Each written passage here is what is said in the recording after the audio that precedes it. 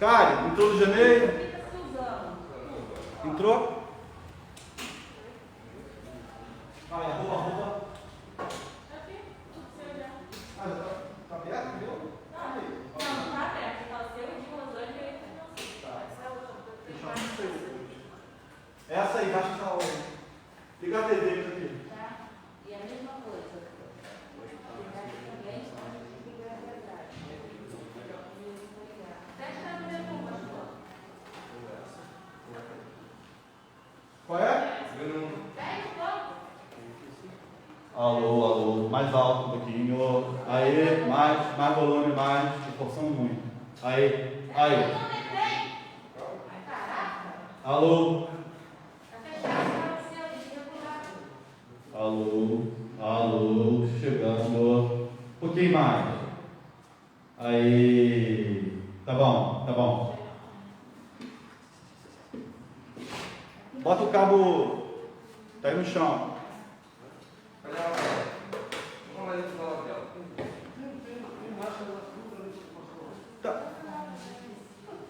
Tá ali abaixo, tem um monte de máscara ali, tem 100 máscaras ali, ó. Na gaveta, lá na segunda gaveta à esquerda.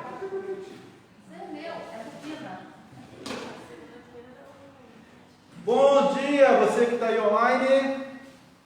Amém, Luizinho? Glória a Deus. Fala, Luiz. O Hudson está onde? Deus te abençoe. Cadê o Hudson? Está chegando? Alô? Não fala? Tá bom. Chegou, ótimo.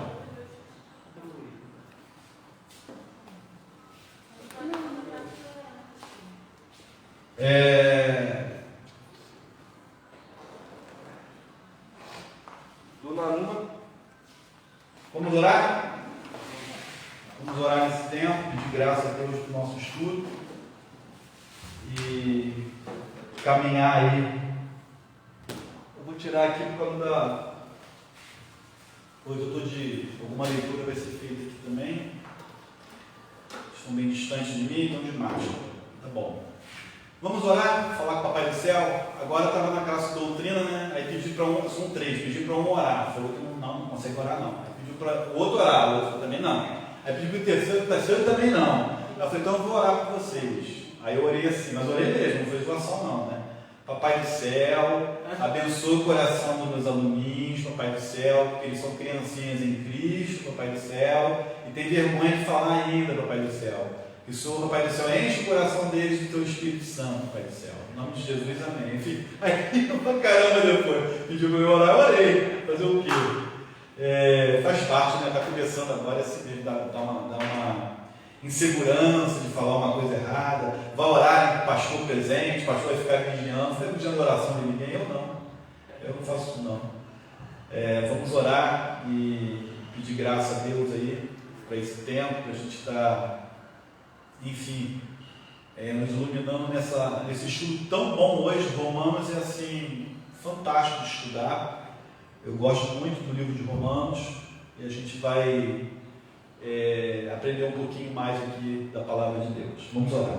Pai, obrigado por essa manhã, obrigado pela caminhada que já demos, obrigado pela oportunidade da gente estar aqui para estudar a Tua palavra, dos irmãos que estão ali, ó Pai, assistindo online, que o Senhor venha falar aos nossos corações, nos ensinar um pouco mais de Ti, daquilo que o Senhor tem para nós, em nome de Jesus. Consagramos o nosso dia, a responsabilidade que temos. Hoje à noite temos pelo menos uns 5 visitantes no culto, Pai. Fale aos corações deles, ó Deus, que o Senhor ganhe essas vidas para Ti, mas acima de tudo que o Senhor permita que também, ó Pai, venhamos a Te sentir, a ser tocados e modificados pelo poder do Senhor na nossa vida. Nós Te agradecemos por tudo. Em nome de Jesus, amém. Amém?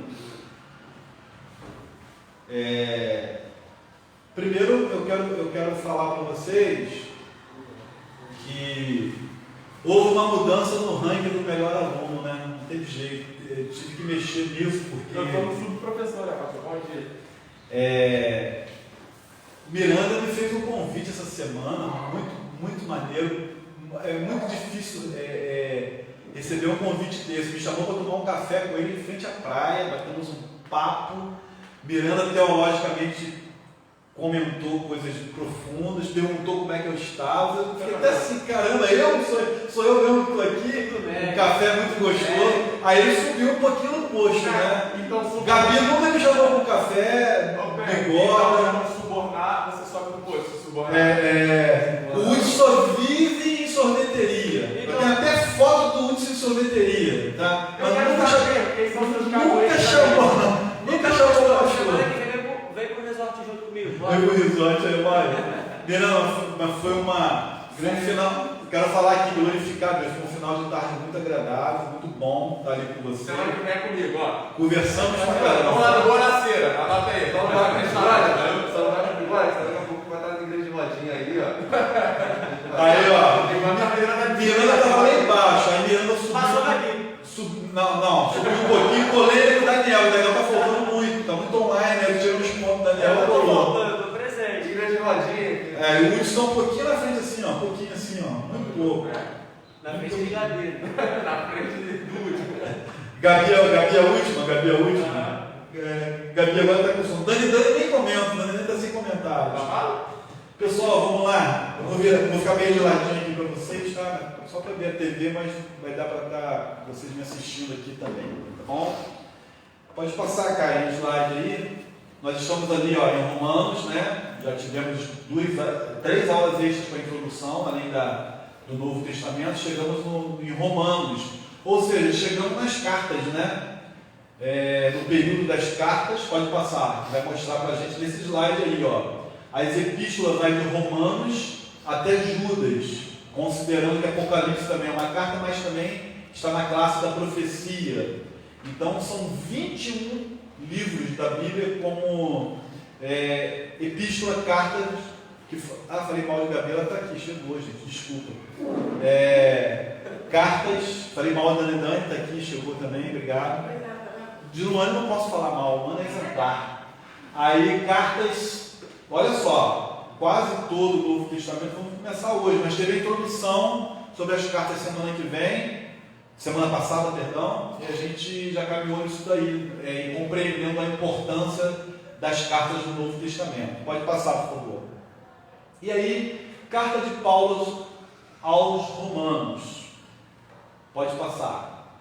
Então, essa carta a Romanos é um estudo essencial, muito necessário para as pessoas que querem crescer, porque é uma das cartas do Novo Testamento de mais bojo teológico, tá? Então, o entendimento dela, ela lança muitas questões e muitas doutrinas teológicas que a gente precisa compreender. O tema central dessa carta é a justificação pela graça mediante a fé. A gente vai ver isso aí claramente. À noite eu vou pregar em Romanos, tá? Para clarear, eu tenho procurado fazer isso, já que já vem estudando, né? Fazendo sermão à noite sobre isso. Mas o tema central você é justificado, isso é uma doutrina teológica, justificação do cristão, mediante a fé. Vai ficar muito claro isso em Romanos. Então é um princípio básico a ser compreendido por qualquer cristão genuíno. Você sabe o que é ser justificado em Cristo? Então, fica atento a Romanos. Quer saber logo o capítulo que trata disso? O 5. Vai deixar muito claro isso para você, tá? A gente vai passar nele rapidinho hoje. Então, em Romanos faremos uma introdução geral sobre essa carta, né? Discutindo temas como autoria, local, data, destinatário, conteúdo e propósito. Vamos lá. Autoria, né? Unânime, apóstolo Paulo, há uma evidência interna, a gente vai ver já, ele já se revela no próprio texto, no início da sua carta. Então tem aí alguma discussãozinha boba sobre isso, mas é unânime que o autor é Paulo, o apóstolo, tá bom? Pode passar. O local aí, né, botando o Google Maps, ela foi escrita da cidade de Corinto, na verdade. É um ponto de menos discussão essa daí, enquanto estava arrecadando junto às igrejas gentílicas, as ofertas que seriam levadas para os judeus pobres em Jerusalém. E ali Paulo, o sonho de Paulo era chegar a Roma, foi a terceira viagem missionária dele.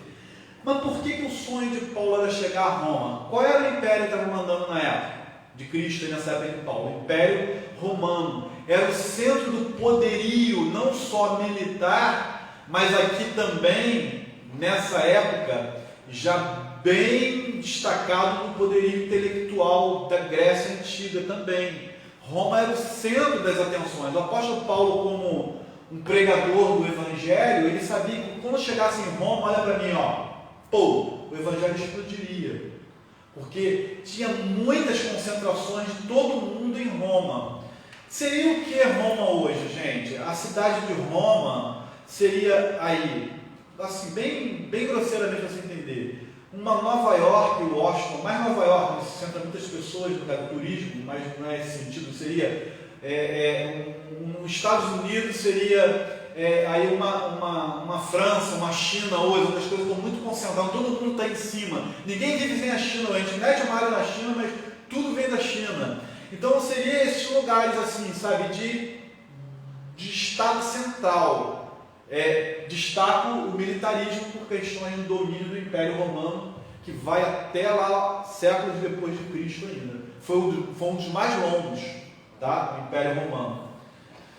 E a data mais provável aí é em torno de 57 a 59, que essa carta foi escrita ainda na primeira leva aí do primeiro século, né? O período corresponde aí à visita de Paulo a Jerusalém, como falamos. Alguns sugerem aí a data mais recuada, forçando uma barra para 55 depois de Cristo. Então essa possibilidade é menos provável, fica naquele torno de 57 a 59 aí. Ele escreveu por esse período aí, segundo os eruditos do Novo Testamento. Pode passar. E aí o destinatário, né? O versículo 7:1 a gente vai ler, deixa claro isso. Aqui também na introdução que a gente vai ler daqui a pouco também fica claro que ela foi escrita para os cristãos em Roma. A discussão fica por conta da tentativa de determinar quem seriam esses cristãos. Na verdade, não era só os romanos. Como eu falei, devido ser o centro aí do mundo antigo, tinha muito, a gente vai ver isso no capítulo 1 ainda, que a gente vai ler um pouquinho, tinha muitas outras etnias aglomeradas em Roma. Então, Roma era o sonho missionário dele. Ele já chega meio idoso em Roma. Paulo, a última viagem missionária, é aquela viagem que antecede aquele grande naufrágio de Atos 17, que a gente já viu, já preguei aqui com vocês sobre isso, e que Paulo vai como prisioneiro diante do rei. Ele solicita, ele ia ser morto mesmo, ele solicita um julgamento romano por ter dupla cidadania, judeu e romano. Então Paulo chega a Roma como prisioneiro e num grande anseio missionário também. Então, sobre isso, o mais importante é que essa epístola ela foi escrita tanto para judeus e gentios da época, quanto para todos os cristãos da época. Então era para Roma, sim, mas abrangia as pessoas cristãs que estavam em Roma também. Roma era um pretexto missionário para essa explosão, mas também para essa carta chegar às pessoas dali também. Pode passar.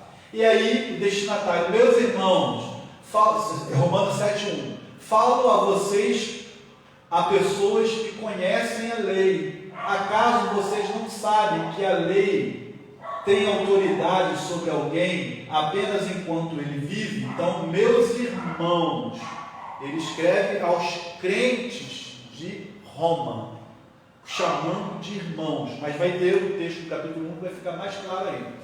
O propósito aí desse texto, o apóstolo Paulo escreve essa epístola ao Romano, vamos dizer assim, é uma carta, uma declaração organizada de detalhes de sua fé, abrangendo temas centrais das Escrituras, como eu falei no iniciozinho. Entender Romanos, gente, é fundamental, principalmente para a gente saber o que a gente canta, o que a gente ensina, o que a gente escreve a respeito, preste atenção, do antigo pacto e do novo pacto. Porque Romanos entra como um racha aí, mostrando a gente a grande diferença teológica dessa questão. Tem que ficar claro para a gente isso aí. Então Paulo trata de pecaminosidade do homem, né? A questão do primeiro e segundo Adão, é aqui que vem o termo, Paulo trata disso. A finalidade da lei, o perdão do pecado através de Cristo. Então vai dando lugar aos gentios e judeus no propósito de Deus, dos deveres da cidadania cristã, dentre outros, a ética cristã. Fica muito claro aqui em Romanos. Qual é a ética cristã? Eu já preguei sobre isso, a gente conversa pra caramba sobre isso, e hoje eu tratei desse versículo na classe de doutrina, Romanos 14:7. Ninguém vive para si. Um axioma, né? A gente já conversou sobre isso. Uma verdade que se sustenta por si só. Então ninguém vive para si. Você vai se formar, tem uma carreira, você nasceu de alguém, alguém te deu base, alguém trocou tua fralda, você amanhã vai cuidar de alguém, vai influenciar alguém. Ninguém vive para si. Somos seres gregários, certo? Vivemos em bando, em turma, em grupos, em comunidades. Tá? Pode passar. E aí, qual é o tema de Romanos? A justificação pela graça mediante a fé. Não tem jeito. São muitos temas abordados pelo apóstolo, porém, há esse tema aí que vai permear toda a epístola, aí vai estar no centro aí. O tema é esse aí, a justificação pela graça mediante a fé. Tá ok? Pode passar. A epístola de Romanos, podemos notar um forte uso de diatribes, uma característica literária muito utilizada por filósofos na Grécia Antiga, onde é construída uma dissertação crítica acerca de alguma obra. É uma crítica, né? É um termo literário. Então os estudiosos também debatem sobre o propósito da epístola aos Romanos. Na verdade, podemos notar aqui múltiplos propósitos. É evidente que a gente vai ver isso na epístola. Facilmente podemos perceber que o apóstolo se apresenta aos irmãos romanos e dá uma amostra de sua mensagem antes de chegar a Roma. Também é possível notar uma forte motivação teológica. Essa é forte demais, tá? Eu destaquei aqui no meu slide alguns teólogos para a gente ver o que eles pensavam dos romanos, tá bom? Só fechar aqui. Também é possível uma forte motivação teológica no intuito, olha aqui a aula anterior, no intuito de corrigir erros antinomianos, antinomia, antilei, antirregra. Sabe, Romanos 6 trata especificamente sobre isso. Não tem que estar preso a regra nenhuma, não, eu sou de Cristo, eu estou livre. Romanos 6 dele. Por estar livre, antecipadamente declarado que você é justificado, que você vai para o céu, você vai viver de qualquer maneira. Paulo faz essa pergunta em Romanos 6. Sem regra, sem o antinomismo, sem leis, antileis, não é aquela lei do antigo pacto mais. Mas você não vive como quer, ninguém vive para si, né? Então, esse cuidado que traz aí, e é uma motivação teológica forte. Fala, Lúcio. Um exemplo dessa diatribe. Tem algum exemplo? A diatribes é vamos dizer assim, uma característica literária muito utilizada no Antigo, construída uma dissertação. O que é uma dissertação? Onde você expõe a ideia sobre um tema, mas que você não fica percebido o seu eu naquilo ali. É uma ideia que se coloca. É imparcial? Não, é imparcial enquanto o seu sujeito ali, mas é aquela ideia que ela é debatida, que ela é trazida à tona, mas que, lembra a regra da dissertação? Dá para pegar mais ou menos por aí. Não li sobre isso, mas a ideia é essa, que você não está ali, eu penso isso, não está ali, você coloca as ideias, os argumentos, sem você... Terceira pessoa. Isso, mais ou menos nesse sentido, fala. São críticas excessivas. Pesadas, mas com boa argumentação, não é coisa vazia, não. Isso aí. Paulo era muito, como é que se diz, gente? Paulo era muito intelectual, a verdade é essa, tá? Paulo, Moisés, são pessoas muito intelectuais na Bíblia. Pode passar, cara. Então, antinomismo você já sabe o que é, né? Então, não, a gente não pode negar também que aparece aí, claro, o desejo do apóstolo em conseguir apoio da igreja de Roma para ir para uma grande empreitada, uma próxima viagem que ele tentou, né? Era a Espanha, chegar à Europa, né? Paulo, você vai ver que ali, indo para a Espanha, ele ia começar, né? Ele queria recolher alguma coisa para fazer isso. Assim, a melhor posição é reconhecer de fato que Romanos possui mais de um propósito, tem vários propósitos, né? Mas o central é aquele que a gente já viu, a justificação pela fé. Pode passar. Vamos ler Romanos 1 aqui, um pedaço que eu destaquei. Pode passar. Vai até o versículo 17, diz assim, Romanos, você que está em casa ou que está com o slide, Romanos 1, de 1 a 17. Paulo, servo de Jesus Cristo, chamado para apóstolo, separado para o Evangelho de Deus. Deixa eu falar um pouquinho sobre isso. Então, a evidência interna da autoria. Paulo, ele se identifica, ele é escravo, é a palavra servo no grego, de Cristo, e ele tem um chamado ao apostolado. Ele estava sendo questionado por isso. E hoje tem tantos apóstolos por aí, né? Por quê que ele estava sendo questionado? Porque ele não andou com Jesus. Mas a igreja depois consegue enxergar que quem andou com Jesus também poderia ser apóstolo. E aqui no século XXI tem gente se auto-titulando apóstolo, né? Eu não concordo com isso. A nossa teologia batista não concorda com isso. Mas ele tinha esse chamado, esse separado. Ele era separado para quê? Para essa boa notícia de quem? De Deus. O Evangelho é uma boa notícia. De quem? De Deus. Então ele dá um foco em qual é o propósito dele como ser humano, como homem de Deus, o qual antes prometeu pelos seus profetas nas santas escrituras. Qual é a base do apostolado? Qual é a base desse Evangelho? Escrituras, Bíblia, tá? Acerca de quem? De quem é que essa boa nova ia tratar? Do seu filho que nasceu da descendência de Davi, segundo a carne, declarado filho de Deus em poder, segundo o Espírito de santificação, o Espírito com E maiúsculo, pela ressurreição dos mortos, dentre os mortos, Jesus Cristo, nosso Senhor, pela qual recebemos a graça e o apostolado para a obediência de fé em todas as gentes pelo seu nome, entre os quais sois também vós chamados para seres de Jesus Cristo. Então, Paulo deixa claro aos romanos aí que a santificação de Cristo, a ressurreição de Cristo dentre os mortos, deu essa autoridade a ele de ser filho de Deus com F maiúsculo, né? Ser o próprio Deus encarnado, na teologia que a gente trata assim, o F maiúsculo. Então, essa descendência humana, Jesus não era um fantasma, ele veio, está lá na... Por que Mateus começa com a genealogia e tá lá, chega lá Jesus em Davi? Para mostrar a raiz messiânica, a raiz do trono de Davi. Ele chega, embora Jesus não tinha o pecado original, ele não veio de Adão e Eva, ele foi gerado pelo Espírito Santo. E o pecado original não é o sexo, por favor. O pecado original é a descendência do homem caído. Então Jesus foi gerado pelo Espírito Santo. É uma questão de milagre. Nós não temos explicação científica para isso. Não tinha espermatozoide de José, tá?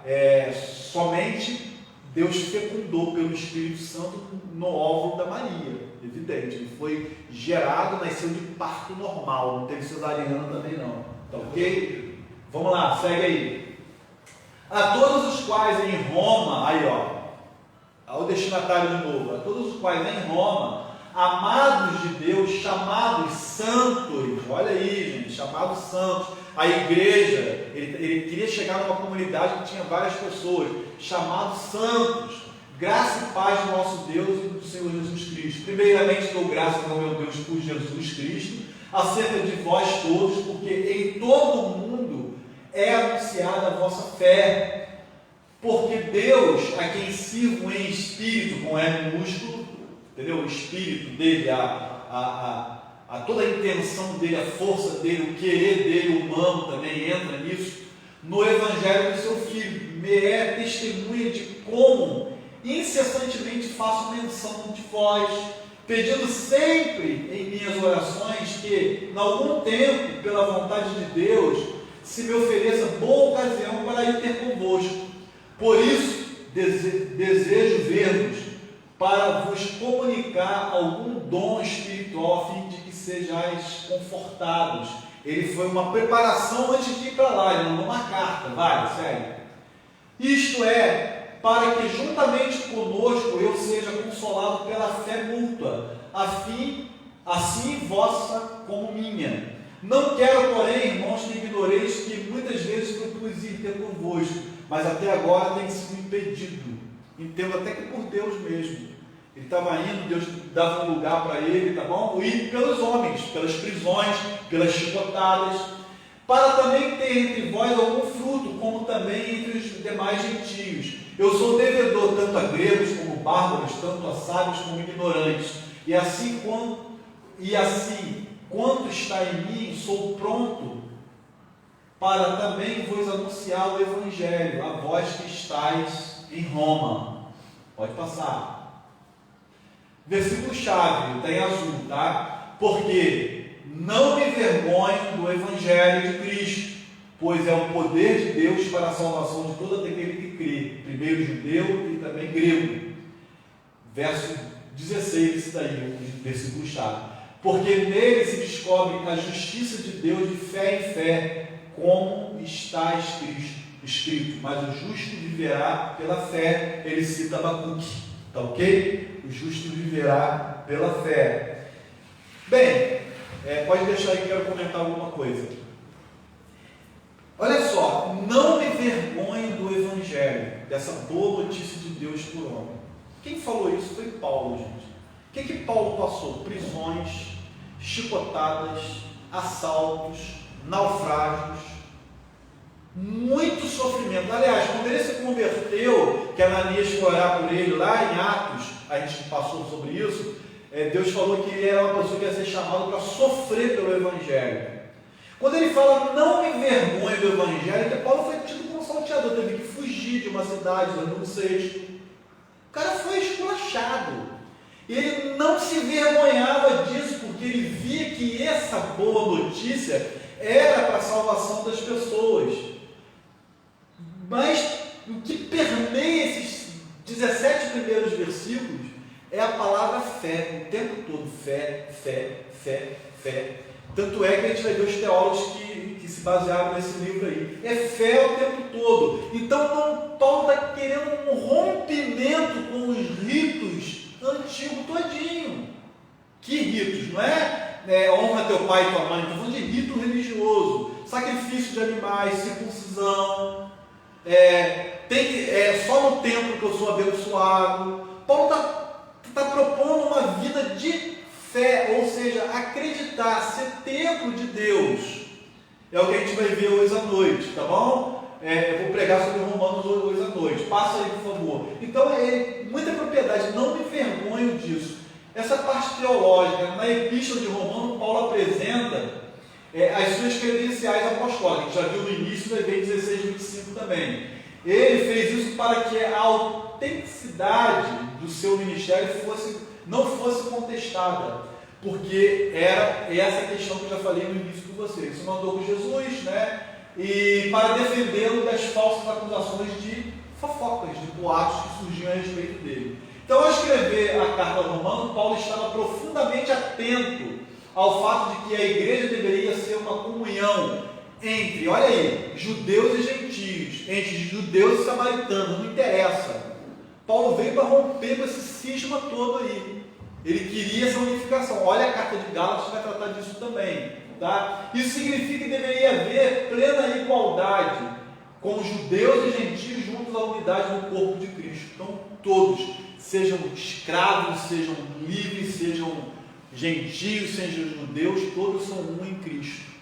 Essa é a linguagem de Paulo. Então, o cara veio realmente por Cristo para revolucionar. Vai. E aí, Paulo deixa claro a unificação do judeu e do gentio no pecado por causa da queda. Então, assim, né, é isso que fica em Romanos. Assim como por um homem entrou o pecado no mundo, por um homem, Adão, o primeiro Adão, assim por um homem, o pecado, o homem é livre do pecado. O segundo Adão, Cristo.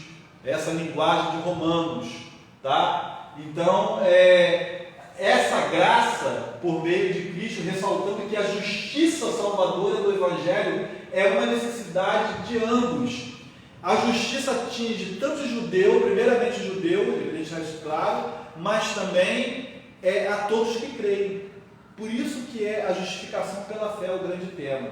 Então essa justificação vem da graça por meio da fé, expõe que judeus e gentios, todos que não são do povo judeu, gentios, nós aqui hoje, unidos no corpo de Cristo, constituem um único povo, o povo de Deus, o Israel verdadeiro, o Israel espiritual. Essa é a linguagem de Paulo.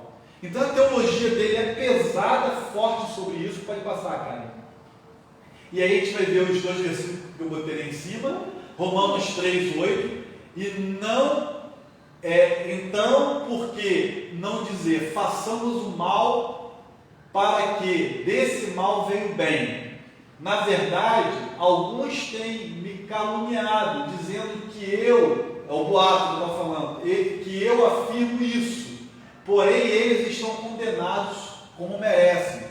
Pô, o cara está falando que está salvo e que Deus está com a gente o tempo todo, que Deus não desiste.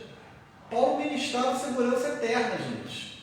A segurança eterna. Então, eu vou fazer o mal, né? Aí no capítulo 6 ele vai debater mais isso aí. Porque o teu pecado de amanhã está perdoado. Você sabia disso? O pecado daqui a pouco da tarde a gente vai cometer já está perdoado.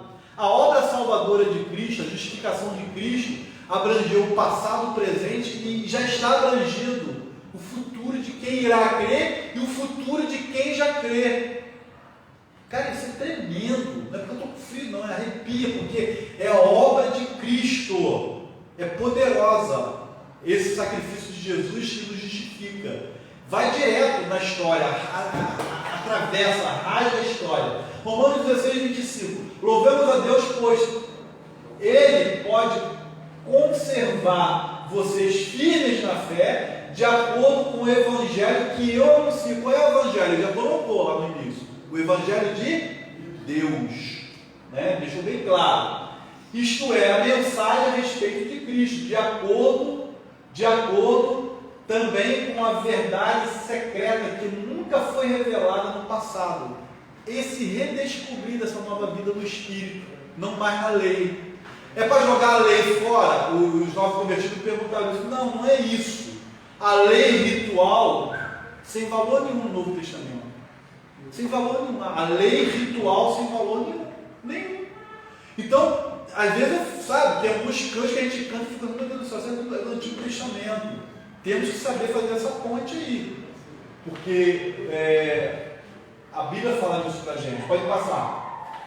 O valor espiritual, gente, dessa carta aí, né? Muito bacana aquela cena ali. Para mim é o maior valor espiritual que tem duas pessoas orando, né?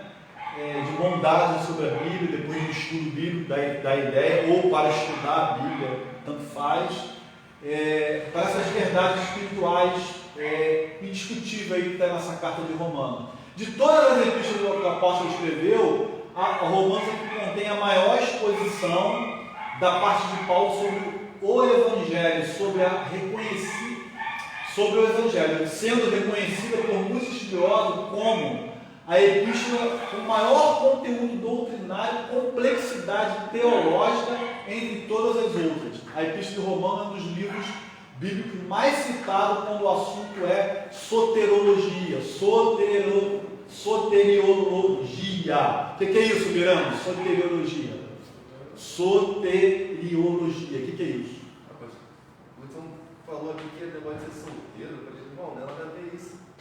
Ele não falou nada. Obrigado. Isso é mentiroso, tá? Estou olhando para vocês. Fala de John, dá aula a ele. Estudo sobre salvação. Pronto, filhinho. Ó, John, hoje você deu uma subida aí. Então, passa ele, João.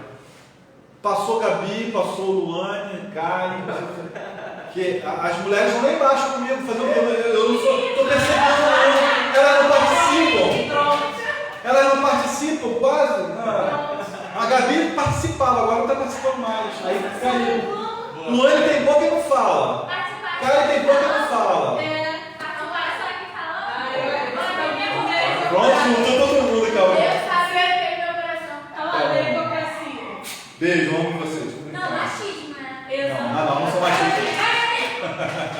Eu não sou machista, não. Pelo contrário, eu sou antimachista. Antimachista. Mas vocês vão devagar, eu quero mais participação de vocês. Então, muito bem, John. É o estudo sobre a salvação. Cara, quer pegar, porque aí vem aquele papo, né? O cara perde a salvação. Para ele perder a salvação, ele vai ter que ser desjustificado. Miranda falou que é calvinista por isso, cara. Não, calvinista é o contrário, não perde mesmo. Viu? Ele é calvinista por causa disso, que ele une isso daí, né? Não tem mais. O Batista, quando período, foi calvinista, tá? Não é mais não, mas já ficou muito calvinista o Batista na história. Vamos lá. Agora, olha só, grandes nomes, né? Lutero, na verdade, dizem os historiadores que ele se converte com a leitura de Romanos. Então, grandes nomes aí como João Crisóstomo, Agostinho, filósofo, Lutero, Calvino, John Wesley, Charles Spurgeon, né? E entre outros, ressaltam aí repetidas vezes a importância da Epístola aos Romanos em suas vidas e ministério.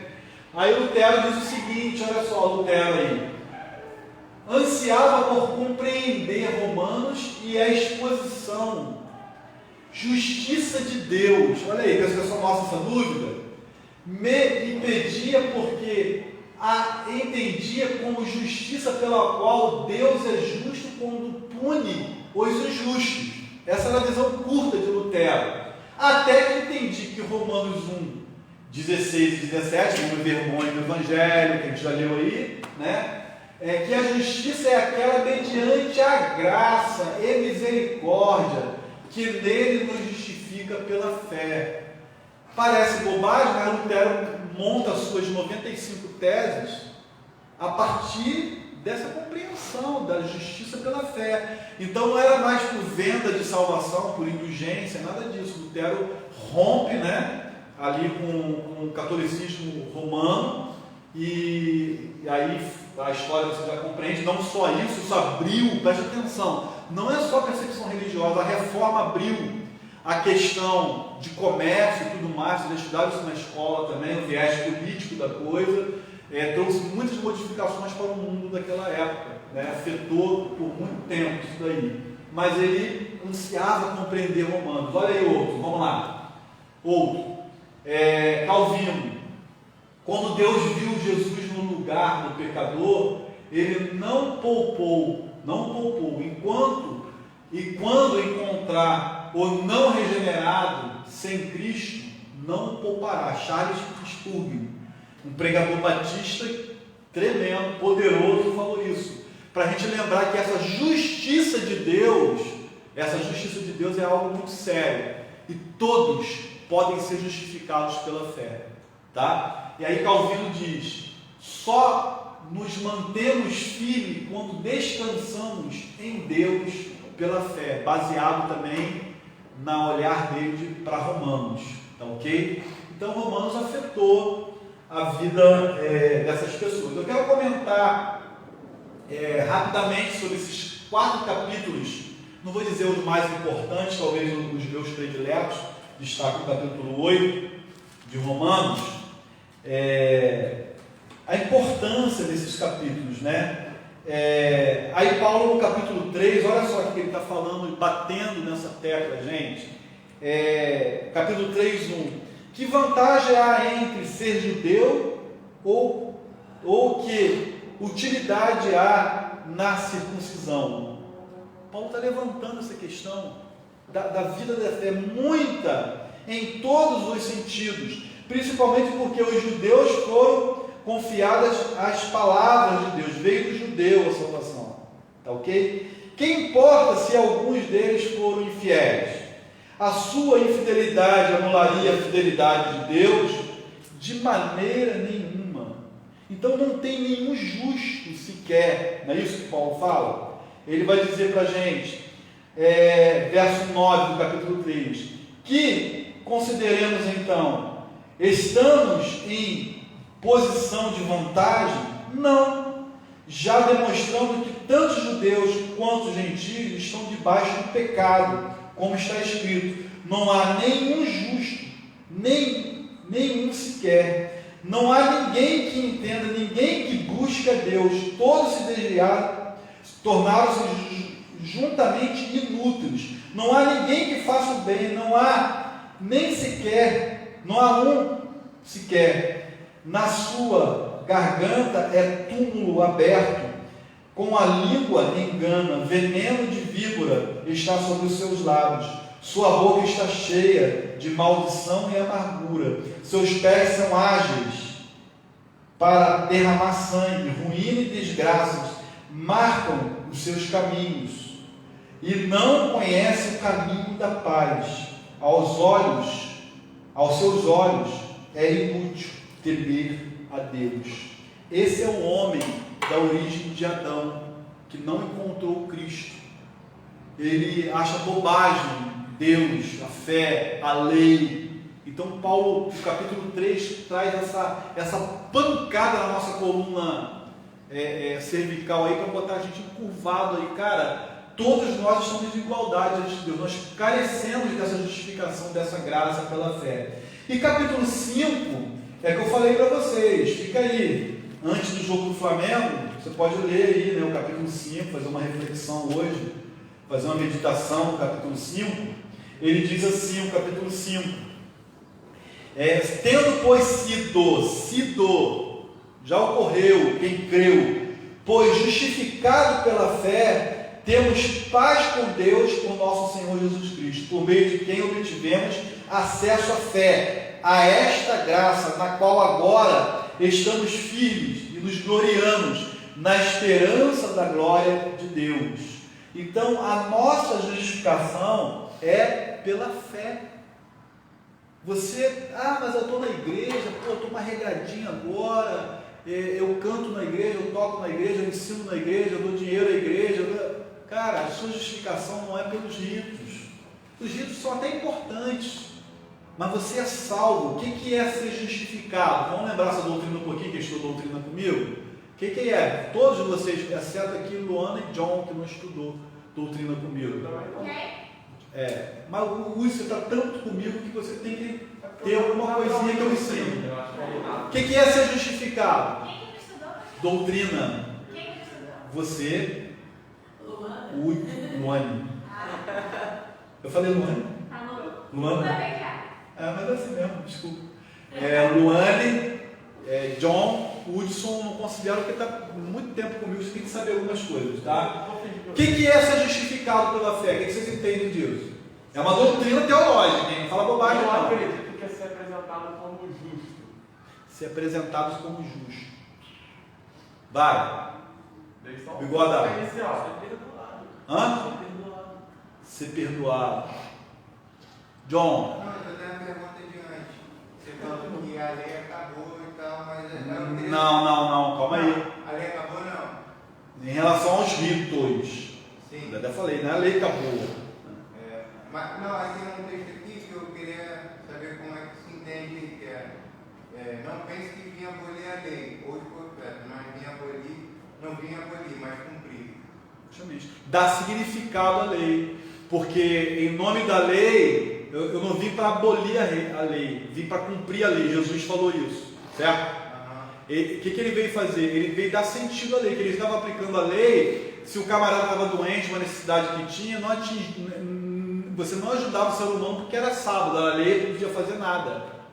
Então ele veio cumprir a lei, ele salvou no sábado. Ele dá até um exemplo: se teu irmão cai num buraco, não vai ser externo, você não vai salvar ele, não. Então ele veio dar sentido, cumprir essa lei dentro do plano da graça de Deus, que dignifica e abençoa o seu próximo, o seu semelhante. Eles interpretavam a lei acima do semelhante, de tudo, tinha que ser aquela coisa rigorosa. E Jesus veio dar esse sentido aí. É por esse caminho. Mas vamos voltar à justificação. Perdoado. Bota no Google. Não. Apresentado a Deus como justo. Apresentado a Deus como justo. Meninas.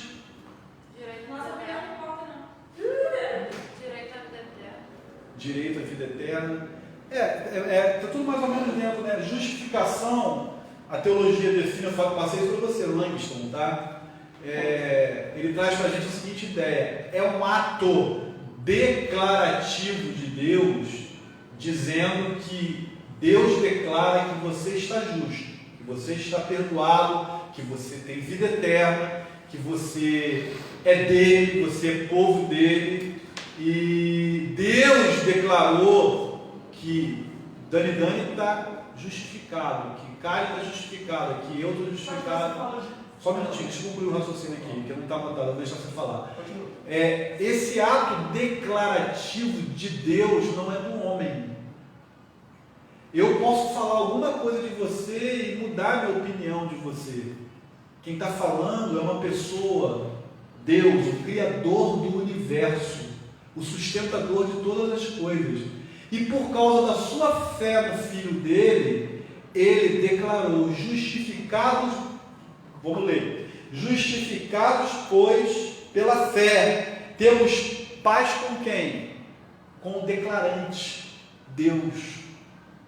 Tem o quê? Tem a vida eterna, tem pecados perdoados. Você foi declarado. Se eu perder a salvação, eu tenho que perder a justificação. Então, olha só, o que Deus falou já não é o que Deus falou, porque está no meu ombro. Eu tenho que ter um bom desempenho. Entende o que é? Pela graça, justificados, pela fé, temos paz com Deus, por nosso Senhor Jesus Cristo, por meio de quem obtemos acesso à fé, a esta graça de Deus. Nós somos salvos mediante a fé pela graça. Efésios capítulo 2. Então, a justificação não é para ser interpretado rapidinho assim não, tá? É o ato declarativo de Deus, negrito, sublinhado e caixa alta. Declarativo de Deus. Não é do Miranda Vacilão, do Kleber Vacilão. É de Deus. Quando Deus fala alguma coisa, ele falou o quê? Haja luz. Houve o quê? Houve luz. Haja isso, haja aquilo. Deus declara em Cristo, quem tem fé em Cristo, a justificação. Quando Deus olha para a gente, já não vê o meu desempenho, o desempenho do Dani. Ele vê Cristo em nossa vida, ele vê o Filho dele na nossa vida, porque nós cremos no Filho dele. Abrindo parênteses, eu não botei ali, capítulo 6, e por conta disso, está garantido, vou viver de qualquer maneira, Romanos 6 nele, de maneira nenhuma. Calma aí, Uzi, vou deixar você falar. Que diremos então? Continuaremos pecando para que a graça aumente, porque onde abunda o pecado, superabunda a graça de Deus. Então eu vou pecar mais para a graça de Deus vir mais e mais? Aí ele responde, capítulo 6, verso 2: de maneira nenhuma, nós, os que morremos para o pecado, como podemos continuar vivendo nele? É só a pergunta que ele faz. Ou, vocês não sabem que todos nós, versículo 3, capítulo 6, versículo 3, vocês não sabem que todos nós que fomos batizados em Cristo, fomos batizados em sua morte? Paulo está chamando essa questão. Pelo contrário, tem que ter uma vida bonita, muito mais bonita do que antes, muito mais digna do que antes, muito mais respeitosa com o meu ser humano, com tudo, do que antes.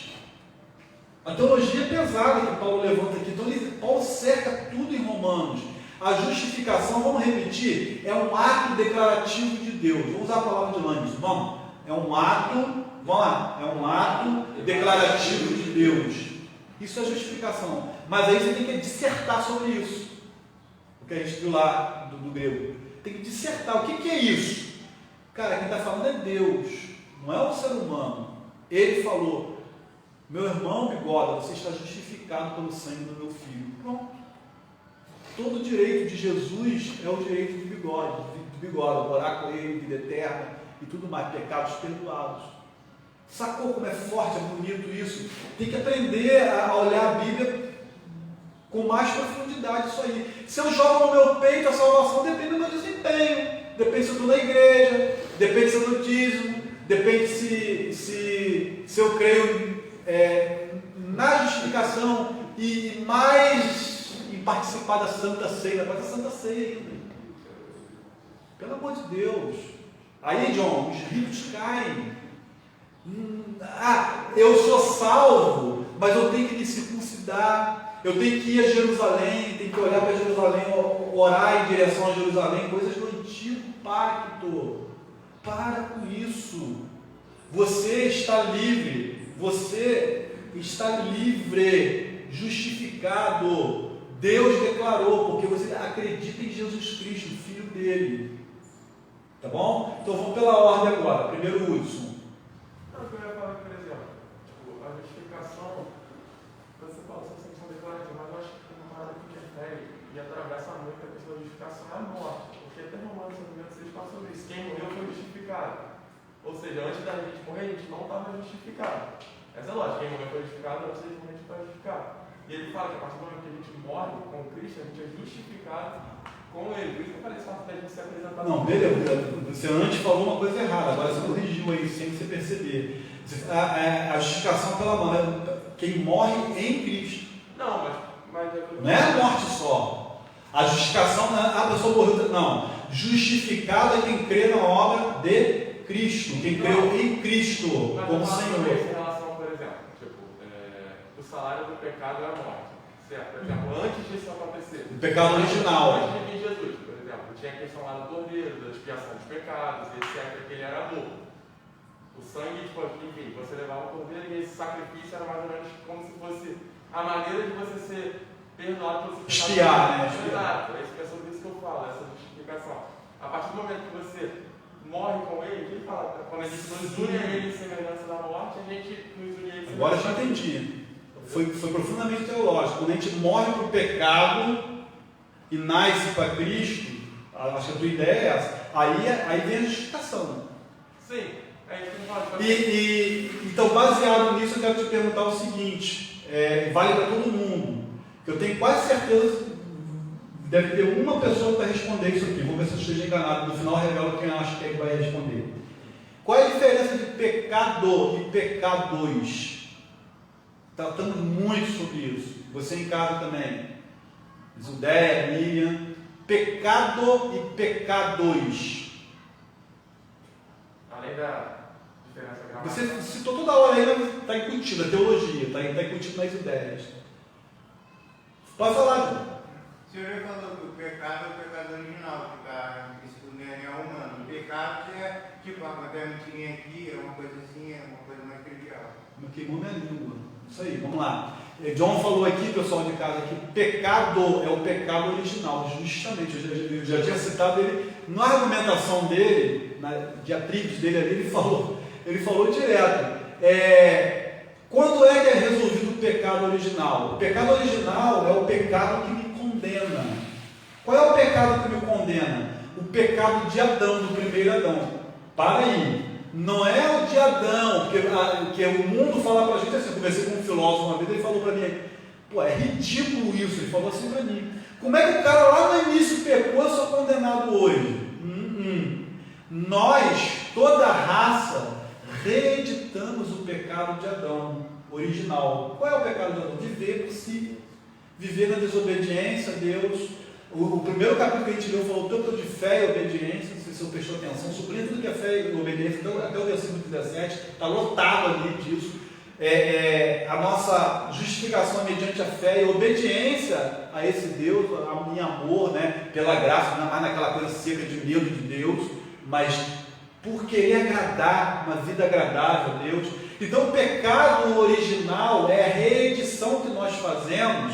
O filósofo não concordou comigo não, né? Aí ele usou os termos filosóficos lá, tudo bem. Cara, tudo bem, mas a Bíblia fala que por um homem veio o pecado e por um homem saiu o pecado. Um homem foi desobediente, todo mundo seguiu a ele. E agora esse segundo homem, que Adão é a humanidade, essa nova humanidade em Cristo, que é o corpo dele, quem crê nele, vai viver por ele, pela graça dele, já sai dessa condição do pecado original. Que ele vê brincando, o pecado original era o sexo, cada igreja apostólica romana não é o sexo não é pecado, por favor, tá? Deus fez tudo para a gente se relacionar sexualmente no tempo adequado. Então preste atenção, o pecado original, pecados, é a sua ignorância, a minha ignorância, nossos palavrões, o nosso desamor, o nosso desrespeito às autoridades, às pessoas mais velhas, a quem é autoridade sobre a nossa vida, o nosso desdém,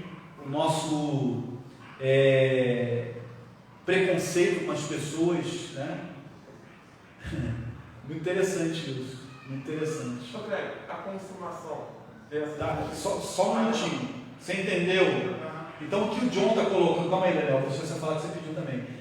A diferença de pecado é isso.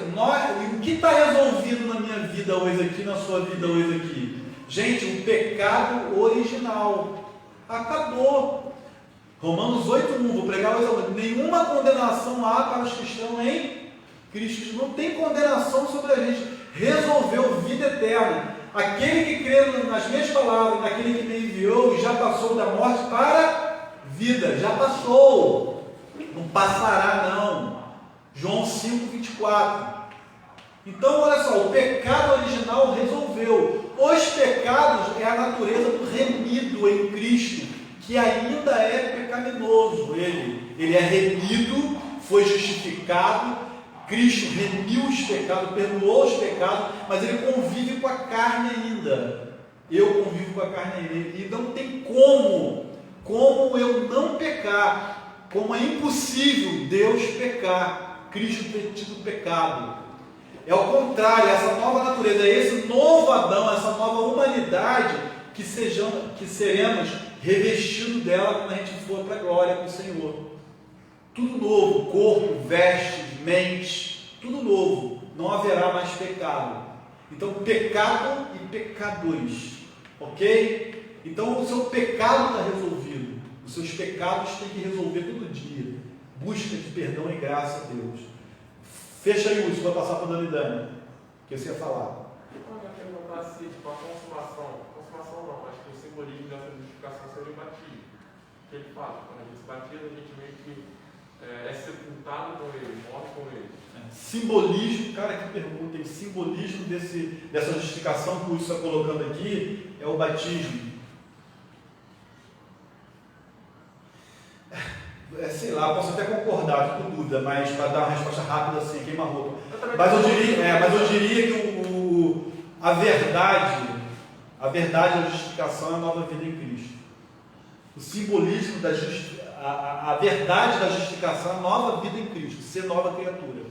E o simbolismo da justificação, porque eu tenho medo disso, porque baseado em Romanos mesmo, eles achavam que o simbolismo da justificação era a circuncisão, toda a lei. Aí virou para eles, os judeus, uma verdade. Então,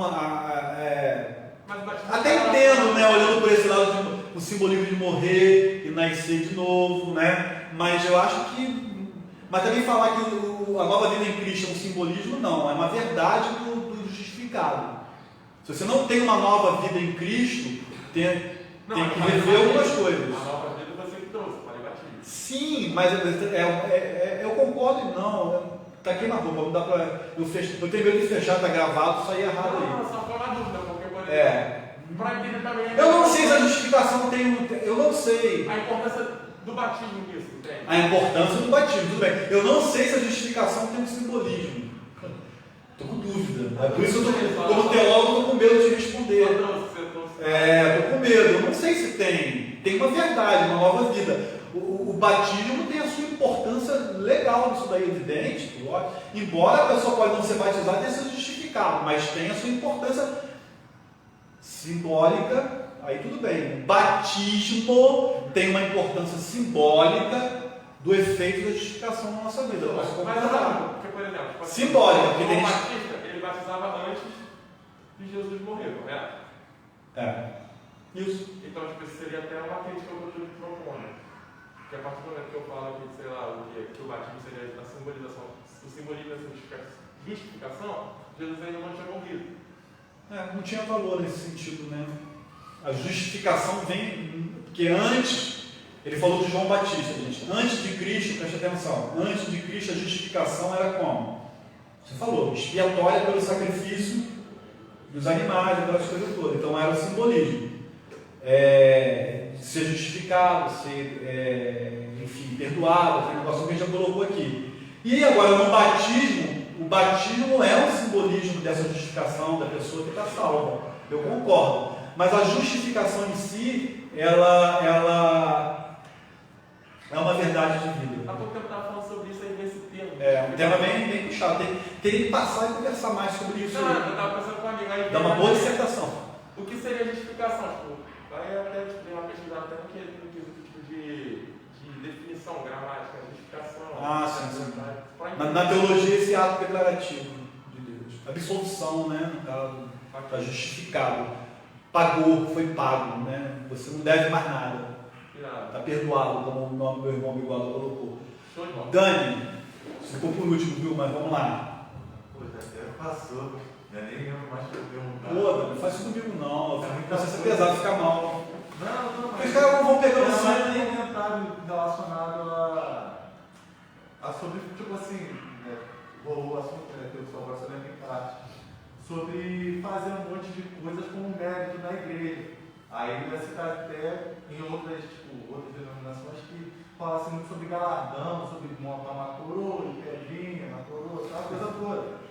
E as pessoas irem muito por esse lado. Entendi. Esse seria meio que o comentário que eu ia fazer, sendo que foi legal a pergunta dele aí, a colocação do Dani foi ligado a galardão, pedrinha, ganhar pedrinha no céu, coroa, né, de quanto mais você trabalha, aquele negócio todo. Eu lembrei, rapaz, eu conversando com um doutor em teologia sobre isso, aí ele falou que teve uma vez que ele ficou, rapaz, numa pesquisa profunda, ele já morreu, já faleceu o Senhor, numa pesquisa profunda sobre isso daí, galardão, aí conversou com outros colegas doutores, pós-doutores, não sei o que, até que um chegou para ele e falou assim, cara, olha só, você está perdendo um tempo danado com isso.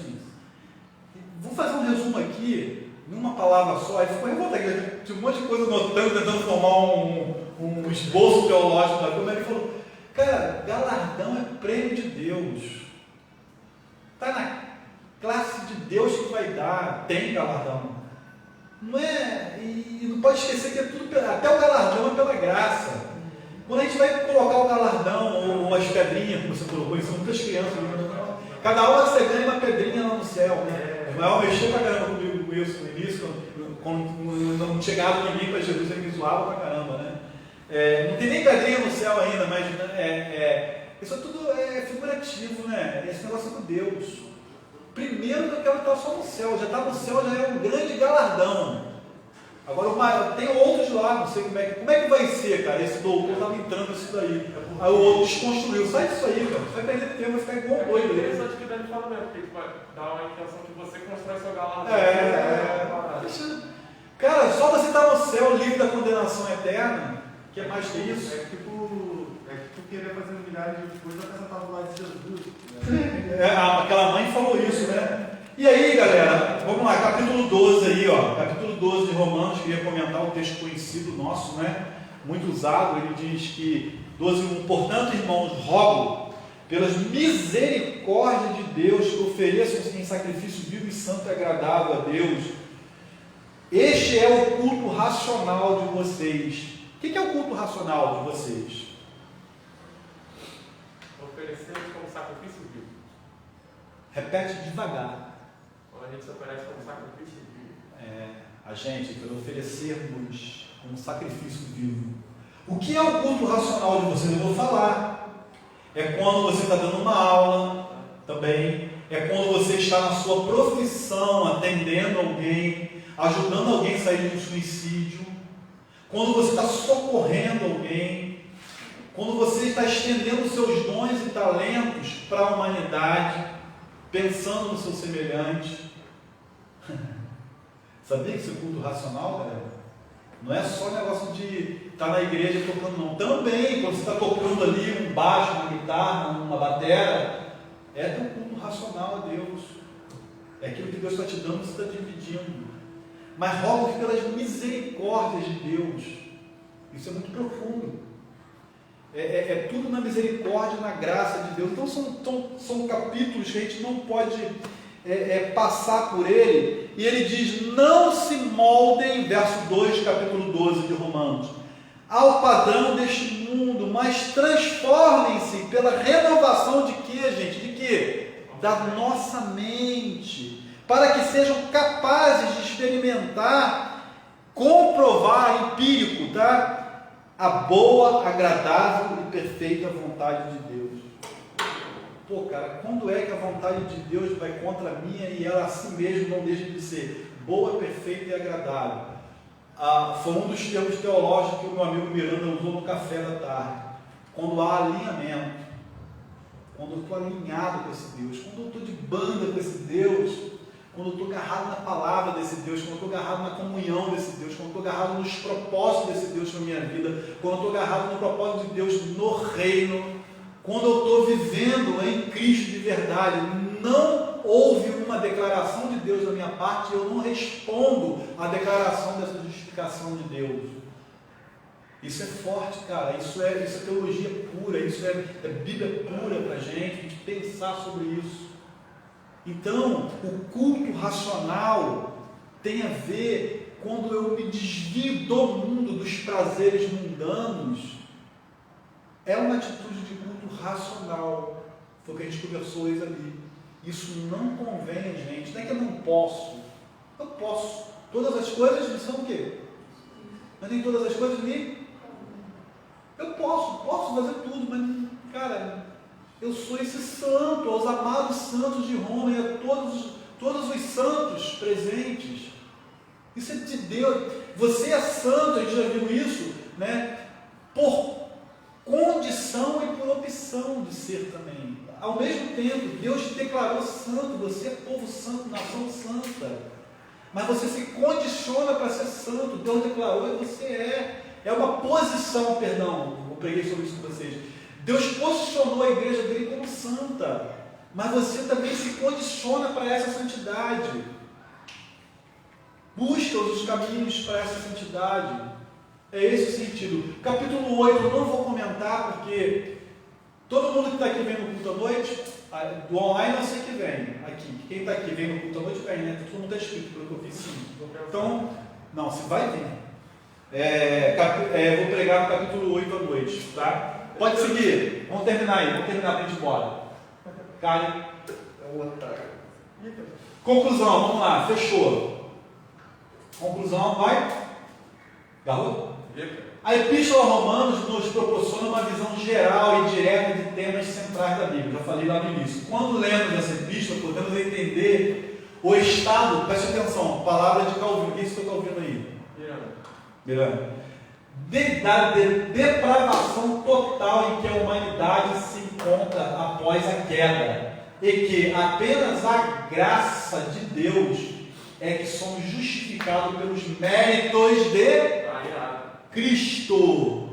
Tá bom? Quem gosta de estar ouvindo? A Epístola aos Romanos é uma leitura obrigatória para todos os cristãos genuínos. Também já coloquei cristãos genuínos, já coloquei no início aí. Então, cara, os méritos são de Cristo. Eu não sou salvo por mim, nem pela minha religião. Mas então ele falou pela razão. Nem pelo meu desempenho, justamente. Encaixa perfeitamente na questão do galardão. Fala, John, vai terminar. Esse negócio de mérito, por que tão culturalmente tem esse esquema assim de fulano e tal está enterrando talento, um dia ele vai ter que prestar conta a Deus, não pode chegar com a mão vazia.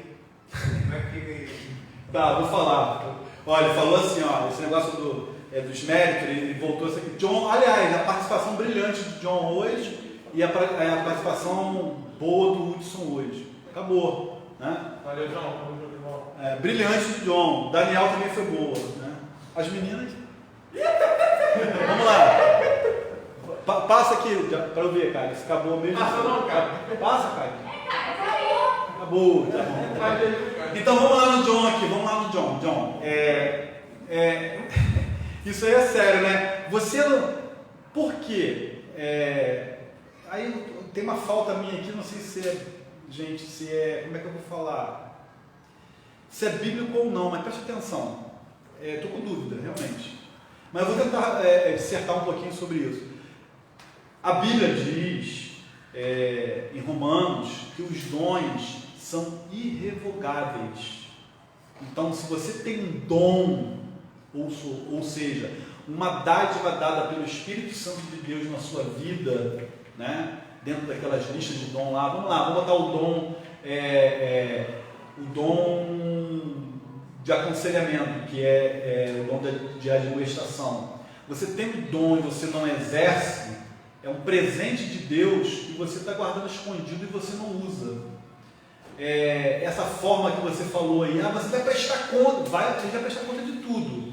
E se Deus deu algo a você e você não está exercitando, né, quem tem um dom de serviço, né, fazer as coisas na igreja, seja o que for, não tem tempo feio para essa pessoa. Você tem isso dado pelo Espírito e você se resguarda, se limita, não exerce o que Deus está te dando. Não é para a tua condenação, mas aí tem a parábola dos talentos, que a pessoa se baseia nela, mas aí se baseia errado, interpretando essa parábola erradamente, porque tem pessoas que são perversas e más, diz lá o texto, pessoas não regeneradas, e estão no meio da igreja, ou seja, no meio do trigo, joio no meio do trigo, e achando que tem alguma coisa, o dom espiritual, ele é dado a quem é o salvo, o dom espiritual, o dom. Aí quer associar o talento ao dom, tem uma mistura aí, tem coisas separadas, tá? Deus pode pegar um talento e transformar ele num dom, evidente, tá? Mas aí as pessoas botam esse peso aí, né? Mas na verdade, sabe como é que eu interpreto isso? Quando você tem um dom e não exerce, fica com a minha palavra, você é um infeliz. Obrigado pela palavra, ficou mais leve. Eu falei mais bravo, você é um infeliz. E alguém falou, você perde. Quem perde somos nós. Felicidade, prazer de estar servindo a Deus por ali. É assim que eu vejo, entendeu, Diogo? Então quem perde é a gente. Não, eu estou chateado com esse pastor, vou trabalhar nessa igreja, eu só ouvi um culto, eu não quero ir embora daqui, mas não quero. Aí tem cheio de dons que Deus quer trabalhar, quer fazer crescer, sabe? Aí fica você ali deixando de ser feliz, achando que está atingindo um pastor, ou o teu líder, ou seja o que for, ou a pessoa que está com você, e assim vai. Entendeu? Amém? Amém, Luizinho? A Miriam que respondeu, preciso receber a Cristo. Isso aí Pecado é não receber a Jesus. O pecado original, justamente. É não receber. A Bíblia colocou no comentário dela isso. É não receber Jesus. Fala. Mas eu entendi o que você disse ao John. Mas de certa forma, ainda existe o julgamento para você ter que terminar seus talentos. Até a parábola dos talentos fala sobre isso, certo? Mas é feio, né, Hudson? Eu acho assim. Igual, vamos lá, eu acho muito feio. Deus te dá uma bela oportunidade vou falar de você, Tom, de você mesmo, vou olhar para você, vou dar o seu exemplo, vou olhar para você. Deus te dá uma linda, bela, extraordinária, magnífica oportunidade de estar numa família que te deu uma excelente criação para você ser um excelente profissional. E amanhã você vai ficar rico com esse negócio, vai ser a sua carreira, vai fazer mais cursos, vai para o exterior e tudo mais. E cara, e você só sobe, decola. Ninguém é abençoado com o que você tem. É crescer e contribuir. Isso é feio. Sendo bem educado, isso é feio. Isso entristece o Espírito Santo de Deus, eu acredito nisso. Isso é pecado. Você tem que dividir alguma coisa. O dom vem para isso, é dádiva, foi dado. Paulo fala assim: buscai os melhores dons. Né? Finalzinho lá do capítulo 12. Buscai com zelo os melhores dons. Você pode até buscar, mas quem vai liberar ele para você é quem? É Deus que vai liberar. Quando Deus libera uma coisa, meu amigo, é para abençoar. Aquela compreensão mesmo de Jó, aquela palavra de como eu vim para o mundo, é a maneira como eu partilho. Nada é nosso, se eu para essa felicidade que foi contigo. Por mais que a gente cresça, isso deve ser meio que inato na gente, essa vontade de distribuir também. Com certeza. Vontade de distribuir. A senha do reino, de dividir, distribuir. Né? Para mim, a senha do reino é dividir. Muito boa a participação do Hudson, né? Do John, Dani, Bigode. Né? Miranda foi quieto. Miranda já achou tudo no sábado. Foi forte. Eu tô avaliando, né? Tá valendo. Ó, Terezinha, ó, John 10, são 8,5. Tá? Bigode. Esse negócio de Bigode. Tem problema com o bigode, bigode. psicologia, tá fazendo muito mal aí. Tá? E a bigode, bigode? O bigode eu dou 7,5. 7,5. Tá de Ismael. Ismael. E as meninas? Rebeca. Ismael, Eu não tô te especial. entendendo. Gabi. Eu não vou nem Gabi Mas tá? eu não vejo Tá quem é muito dela. bem colocado, eu não vou nem Mas eu falar não nada. vejo quem é dela. Então, Olha, só vou te falar uma coisa, o dia que a gente não aparecer na EBD, Não é isso não, olha lá, viu? Gabi, eu não vou dar nem nota. Vou dar vai conselho. reclamar. Vou dar conselho pra Gabi, porque nota é muito Vai mais. reclamar. Fala, Daniela quer falar sério aí, chega. Passando o slide aí, olhando tudo. O cara tá no culto racional dela lá. Pastor, Fala. uma forma também de enterrar os dons Uma forma de enterrar os dons. Fala. seria não fazer o culto racional com eles. Com certeza absoluta. 10. Subiu para excelente também. Subiu para 9 a nota dele. Não praticar o culto racional é uma forma de enterrar os dons. Com certeza. Uma boa ligação teológica nessa compreensão. Com certeza. Mas, cara, eu acho muito interessante você falar sobre o quadro dos dons, porque eu sempre pensava nessa questão dos dons relacionados àquilo que a gente vai fazer somente para Deus. Não. Mas aí lembra que exatamente Reino. o 14, que você falava sobre isso, para si. Então, tipo, é para além de uma visão vertical, né?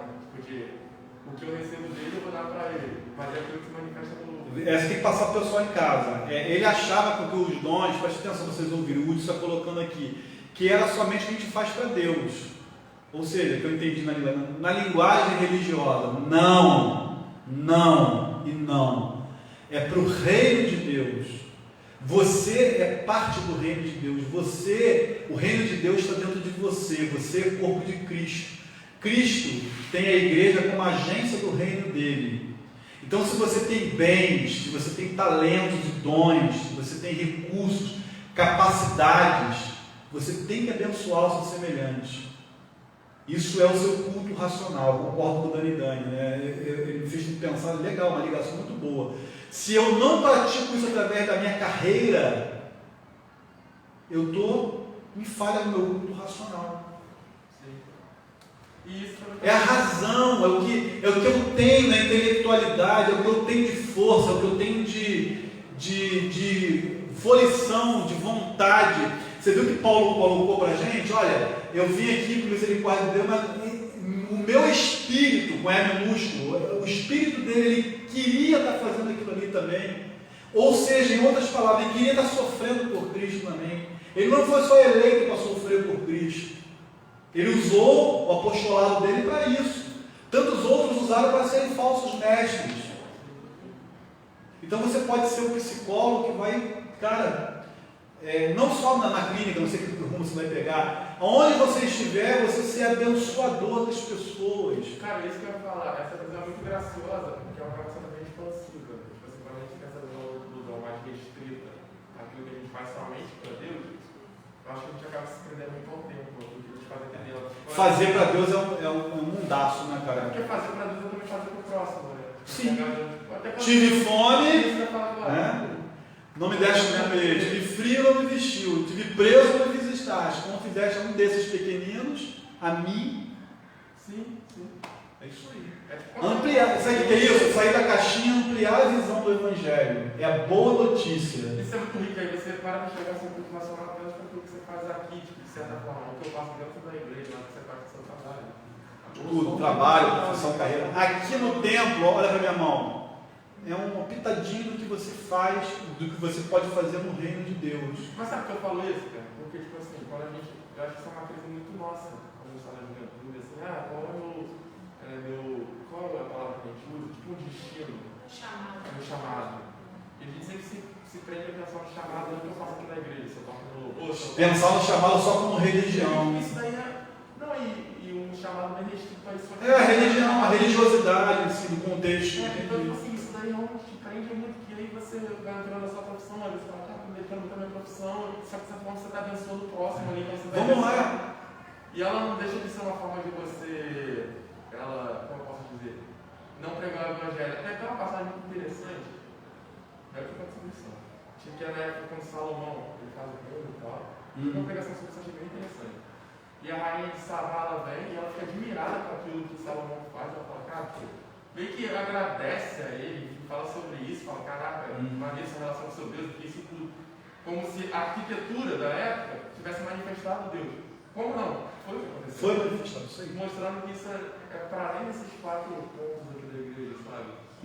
Além, muito além, né? Eu conheço, só para fechar, eu conheço um psicólogo, Wilson, que a consulta desse cara, vou jogar por baixo, mas estou falando sério, uma sessão desse cara, acredito, deve estar em 700 a 800 reais.